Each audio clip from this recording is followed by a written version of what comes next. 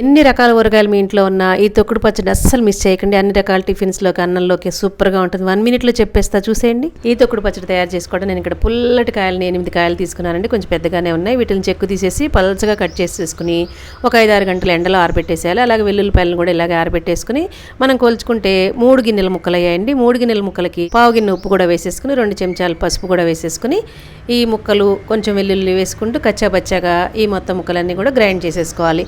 ఇలా గ్రైండ్ చేసేసుకున్న తర్వాత 2 చెంచాలు వేయించి పొడి చేసుకున్న మెంతిపిండి, అలాగే అర గిన్నె కారము వేసేసుకుని మొత్తం అంతా కూడా బాగా కలిపేసుకుని స్టవ్ మీద బాండీ పెట్టుకుని డీప్ ఫ్రైకి సరిపడా ఆయిల్ పెట్టేసుకున్న తర్వాత గుప్పెడి శనగపప్పు, మినపప్పు, ఆవాలు, జీలకర్ర, ఎండుమిర్చి వేసేసుకుని తర్వాత కచ్చాపచ్చాగా దంచిన వెల్లుల్లి రెబ్బలు, గుప్పెడి కరివేపాకు, కొంచెం ఇంగువ ఇవన్నీ వేసేసిన తర్వాత ఈ పోపును బాగా చక్కగా దోరగా వేయించి చల్లారి పెట్టుకున్న తర్వాత ఈ పచ్చడిలో వేసి కలిపేస్తే సూపర్ టేస్టీగా ఉండే తొక్కుడు పచ్చడి రెడీ అయిపోయినట్టునండి. అన్ని రకాల టిఫిన్స్లోకి, అన్నంలోకి అద్భుతంగా ఉంటుంది. ఒకసారి ట్రై చేసేయండి.